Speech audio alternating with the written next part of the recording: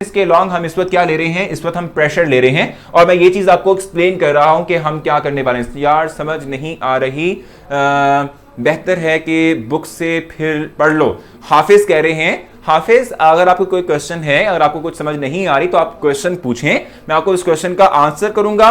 जो चीज क्लियर नहीं हुई मैं आप लोगों को उसको रिवाइज करवा दूंगा। लेकिन आप लोगों ने ये समझना है खुद से, अगर आप लोगों को बुक से पढ़ने के बाद अगर आप लोगों को तमाम नॉलेज मिल जाता, कॉन्सेप्ट सीख लेते आप लोग, तो मेरे ख्याल से फिर ये जो इंस्टीट्यूट जितने हमने बनाए हुए हैं, ये इंस्टीट्यूट किसी भी कहने के उनकी जरूरत ही ना पड़ती, टीचर्स की भी जरूरत ना पड़ती, क्योंकि आपको हम लिटरेचर दे देते तो आप खुद लिटरेचर पढ़ के भी सब कुछ अगर सीख लेते हैं तो टीचर्स जो है उनका काम नहीं रहता। तो टीचर्स का काम ही ये होता है कि आप लोगों को आसान वर्ड्स के अंदर चीजों को एक्सप्लेन किया जाए। अगर आपका कोई क्वेश्चन है तो आप जरूर मुझसे क्वेश्चन करें, मैं आप लोगों को जरूर समझाऊंगा। तो देखो हमारे पास जो बॉयल्स लॉ का एक्सप्रेशन है वो है volume is inversely proportional to pressure.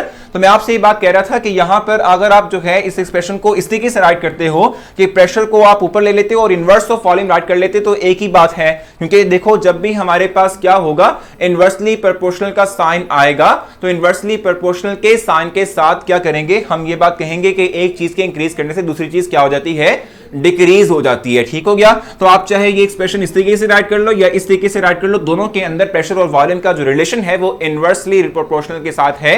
Inverse related हमारे पास क्या होगा, आप कह लें कि रिलेशन होगा। ठीक है।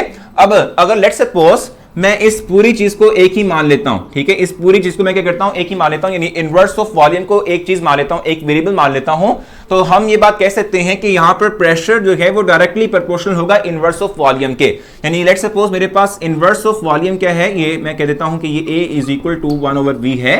तो मैं इस एक्सप्रेशन में अगर ये पुट करता हूं तो मेरे पास आता है P is directly proportional to A। ठीक है, P is directly proportional to A. Sir, pressure and inverse of volume are directly proportional. Yes, exactly यही चीज समझाना चाह रहा हूं मैं आप लोगों को। बिल्कुल भाई, डायरेक्टली ही लिखा है, मैं डायरेक्टली ही एक्सप्लेन करूंगा इस चीज को।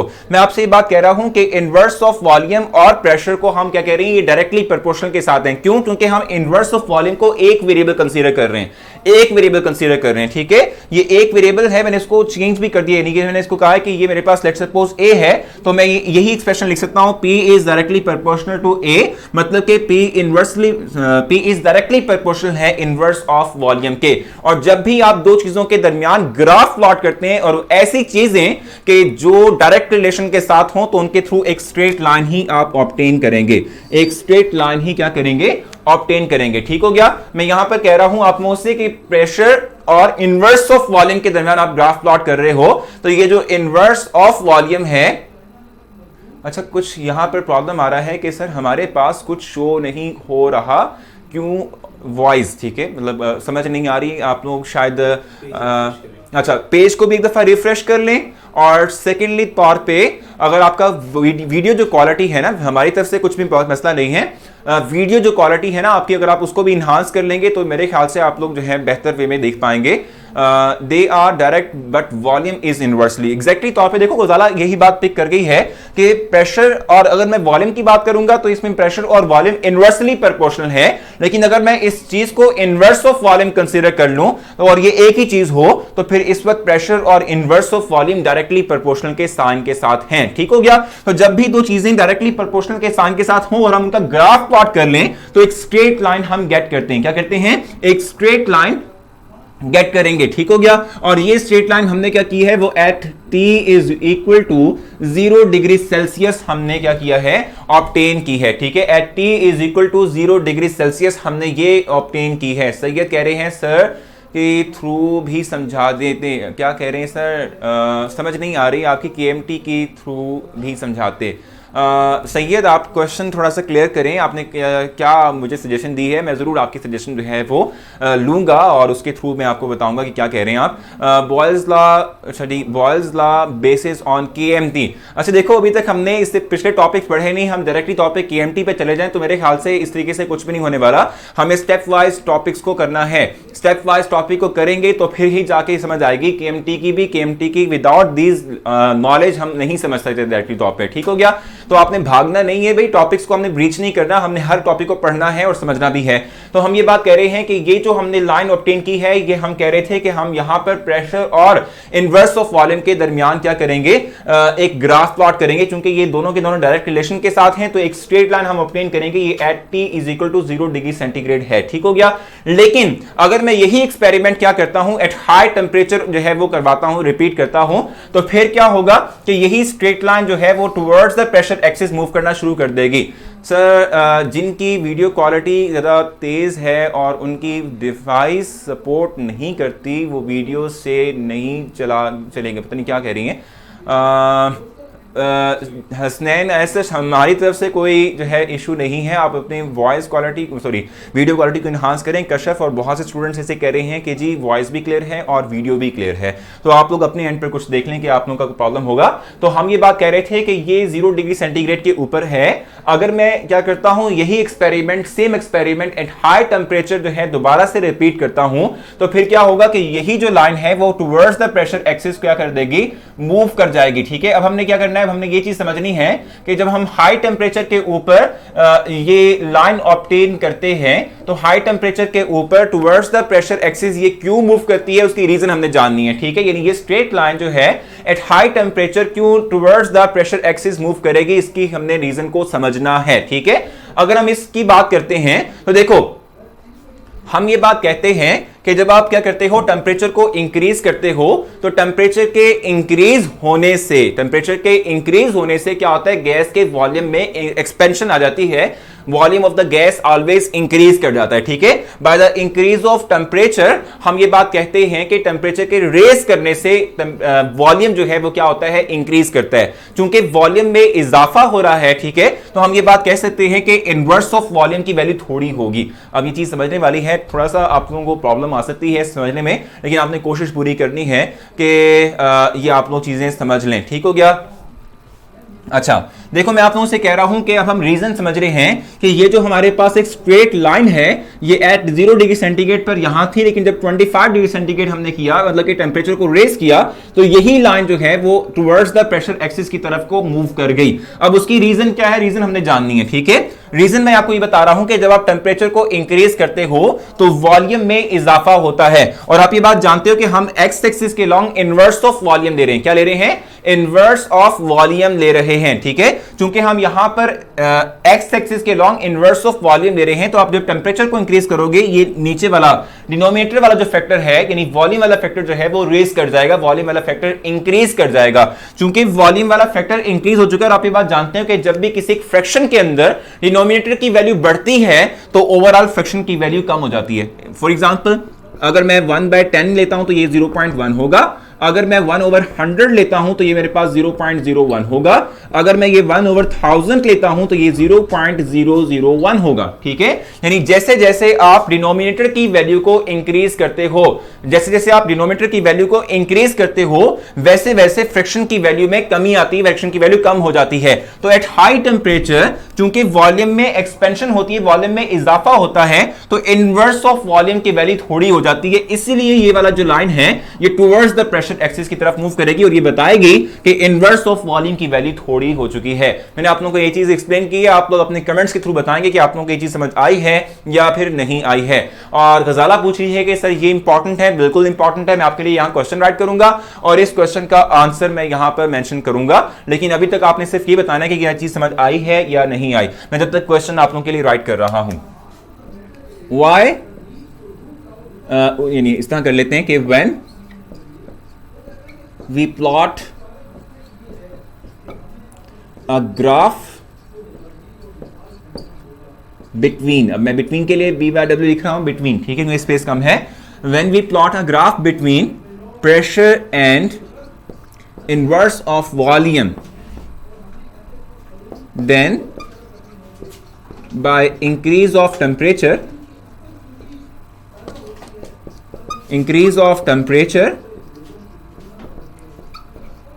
the volume,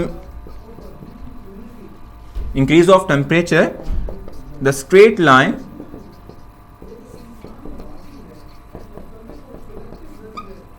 ठीक है, हम यहाँ पे देख रहे हैं when we plot a graph between pressure and inverse of volume, then by increasing the temperature the straight line move towards pressure axis y। इसकी हमने रीजन जाननी है, इसकी हमने रीजन बतानी है। तो आप लोगों के कोई क्वेश्चन है तो जरूर पूछेंगे। सर सॉरी मैं अगेन क्वेश्चन कर रही हूं कि एक्चुअली मुझे क्लियर नहीं हो रहा। सर प्लीज आप एक बार फिर जॉल थॉमसन इफेक्ट बता दें, ये क्लियर नहीं हो रहा। अच्छा सर मुझे क्या लिखा हुआ है, डोंट नो व्हाई, आप प्लीज क्लियर कर दें। आयशा का क्वेश्चन का आंसर देते हैं, एक बार रिपीट कर दें, मुकद्दस कह रही हैं। तो पहले मैं आप लोगों को ये चीज क्लियर कर देता हूं, फिर मैं इस क्वेश्चन का आंसर करूंगा। आयशा मैं आपका क्वेश्चन का आंसर लास्ट में करूंगा, जब मैं जा रहा हूंगा तब मैं आप लोगों को इसका आंसर कर दूंगा आयशा का, ठीक है। सबसे पहले तो देखो हमने ये बात कही कि जब भी हम क्या करते हैं, दो चीजों के दरमियान, दो पैरामीटर्स के दरमियान जो कि डायरेक्टली प्रोपोर्शनल के साइन के साथ होंगे, इनके दरमियान जब भी हम ग्राफ प्लॉट करते हैं, जब भी हम क्या करते हैं इनके दरमियान ग्राफ प्लॉट करते हैं, तो हम ये बात कहते हैं कि एक स्ट्रेट लाइन ऑब्टेन होती है, एक स्ट्रेट लाइन ऑब्टेन होती है, ठीक हो गया। ये straight line at T is equal to 0 degree centigrade है, ठीक है। लेकिन जब आप क्या करते हो, टेम्परेचर को रेज कर देते हो, तो by the increase of temperature ये straight line towards pressure axis क्या कर जाती है, मूव कर जाती है। जब हम क्या करते हैं टेम्परेचर को इंक्रीज करते हैं, तो टेम्परेचर के इंक्रीज करते ही क्या कहते हैं कि जो हमारे पास स्ट्रेट लाइन थी ये टुवर्ड्स प्रेशर एक्सिस क्या कर जाएगी, मूव कर जाएगी, ठीक है। तो चूंकि ये प्रेशर, ये जो हमारे पास स्ट्रेट लाइन थी ये टुवर्ड्स प्रेशर एक्सिस जो है वो मूव कर चुकी है, तो उसकी रीजन हमने जाननी है कि ऐसा रीजन क्यों हो रहा है, ठीक हो गया। तो उसकी रीजन मैं आप लोगों को बता रहा हूं। हम ये बात कह रहे थे कि चूंकि हम इनवर्स ऑफ वॉल्यूम ले रहे हैं along the x axis, inverse of volume ले रहे हैं हम अलोंग द एक्स एक्सिस ले रहे हैं, ठीक है। तो हम ये बात कहते हैं कि bye the increase of temperature volume क्या करता है, इंक्रीज करता है, वॉल्यूम इंक्रीज करेगा, ठीक है। तो जब वॉल्यूम इंक्रीज करेगा, तो जैसे मैंने आपसे कहा था कि डिनोमिनेटर की वैल्यू जितनी ज्यादा आप इंक्रीज करते जाओगे उतना ही क्या करेगा, फ्रैक्शन की वैल्यू क्या हो जाएगी, कम से कम होना शुरू हो जाएगी। तो वॉल्यूम इंक्रीज करेगा तो इनवर्स ऑफ वॉल्यूम की वैल्यू कम होना शुरू हो जाएगी। इसीलिए ये स्ट्रेट लाइन जो है वो towards the pressure axis move करेगी। ये straight line towards the pressure axis क्या करेगी, मूव करना शुरू कर देगी, ठीक हो गया। अब मैं इसका रीजन आप लोगों को लिखवा देता हूं, मैं इसका आंसर लिखवा देता हूं। अगर आप लोगों को तब भी क्लियर ना हो तो आप लोगों ने मुझसे क्वेश्चन करना है और ये चीज समझनी है, फिर हम आगे चलेंगे, ठीक है। तो मैं पहले यहां पर आपको इसका आंसर मेंशन कर देता हूं और इसके बाद फिर से ये चीज रिपीट करके फिर आपसे पूछूंगा कि आप लोगों को समझ आई है या अभी भी नहीं आई, ठीक है। तो by increase of temperature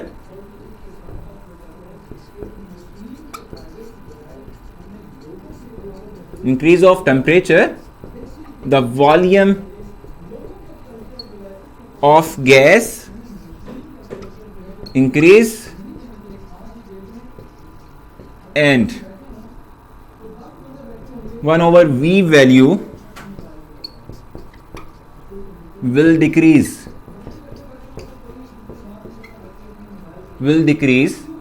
that is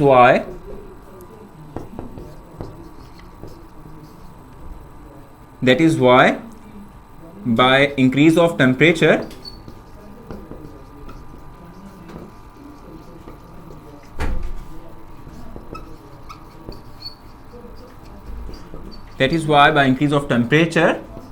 the straight line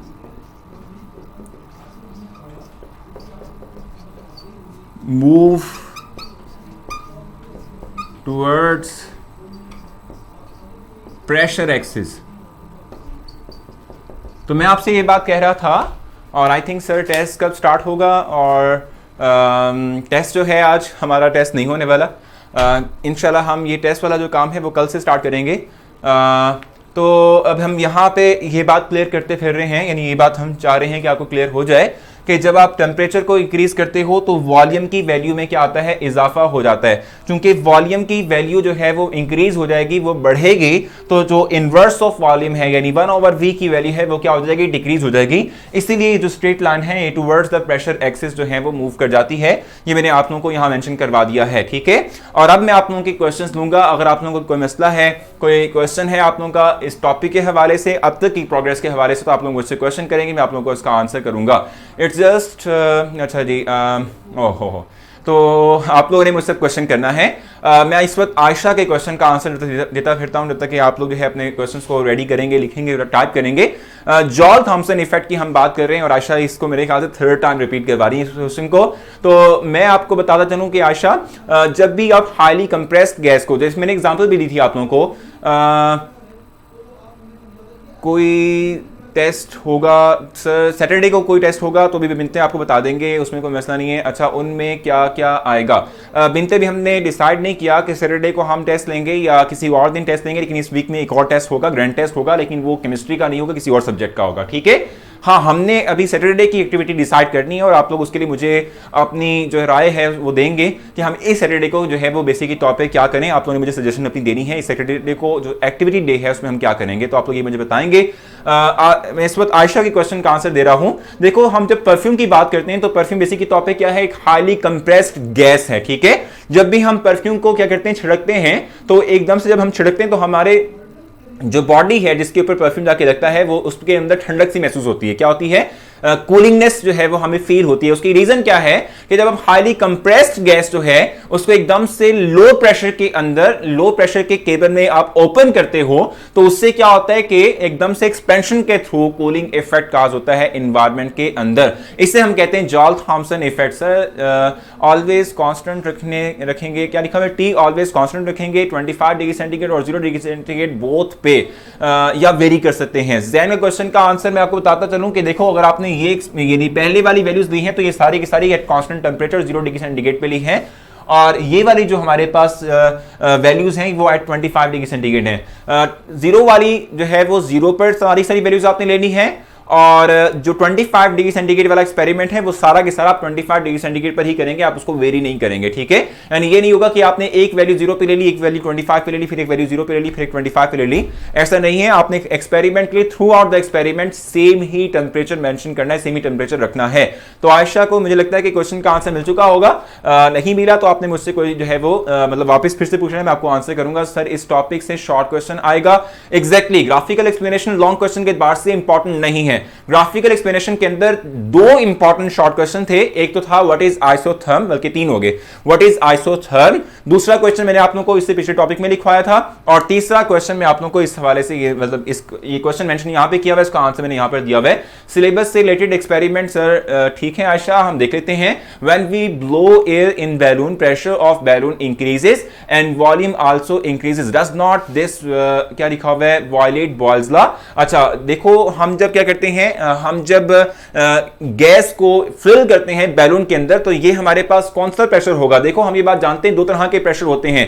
एक प्रेशर होता है एक्सटर्नल प्रेशर, ठीक है, एक एक्सटर्नल प्रेशर है, एक एटमॉस्फेरिक प्रेशर है, और एक इंटरनल प्रेशर होता है गैस का। ठीक है, एक इंटरनल प्रेशर होता है गैस का। देखो ना, गैस के पार्टिकल्स भी तो एक दूसरे से कोलाइड कर रहे हैं और दीवारों के साथ कोलिजन का अमल कर रहे हैं, तो उससे थ्रू भी प्रेशर एक्सर्ट हो रहा है। तो हम जब बैलून में एयर को फिल करेंगे तो ये जो बैलून में एयर हम फिल कर रहे हैं ये इंटरनल प्रेशर है गैस का, उसकी वजह से वॉल्यूम एक्सपेंड हो रहा है उनका। लेकिन जो एक्सटर्नल प्रेशर जो हम अप्लाई करते हैं, एटमॉस्फेरिक प्रेशर अप्लाई करते हैं, वो कांस्टेंट ही रहता है, इसलिए वॉल्यूम एक्सपेंड कर जाता है। ठीक हो गया, क्योंकि वो कांस्टेंट है इसलिए वॉल्यूम एक्सपेंड कर गया। ठीक है, यहां पर हम बॉयल्स लॉ को अप्लाई नहीं कर सकते। बॉयल्स लॉ की अकॉर्डिंग हम कहते हैं कि प्रेशर और वॉल्यूम जो है वो इनवर्सली प्रोपोर्शनल है, लेकिन जो हम बॉयल्स लॉ में प्रेशर लेते हैं वो हमारा एटमॉस्फेरिक प्रेशर होता है, वो एक्सटर्नल प्रेशर होता है, ना कि इंटरनली गैस का प्रेशर। गैस का प्रेशर नहीं होगा, तो आप उसकी बात कर रहे हैं, और ये 2 चीजें टोटली डिफरेंट हैं। तो ये यहां पर बॉयल्स लॉ को हमने वायलेट नहीं किया। बॉयल्स लॉ वही है, मतलब बॉयल्स लॉ बिल्कुल होल्ड करता है जब तक कि हम एक्सटर्नल प्रेशर और वॉल्यूम की जब तक हम बात कर रहे होते हैं। और आई थिंक मेरे ख्याल से अब आप लोगों के क्वेश्चन जो हैं वो कंप्लीट हो चुके होंगे। इंशाल्लाह जो है हम फिर कल मुलाकात करते हैं। आपका कोई क्वेश्चन रह जाता है, कोई सजेशन आपकी होती है, तो आप लोग पोस्ट के थ्रू या मेरे किसी पोस्ट पे कमेंट करते हुए आप लोग मुझे बता सकते हैं। मैं ज़रूर जो है उसका आंसर भी करूंगा और सजेशन को पॉजिटिवली लूंगा और उस पर इंप्लीमेंट भी करूंगा। तो इंशाल्लाह कल तक के लिए आप लोगों से इजाज़त चाहूंगा और कल मुलाकात होती है। दुआ में याद रखें, अपना ख्याल रखें। तब तक के लिए अल्लाह हाफिज़।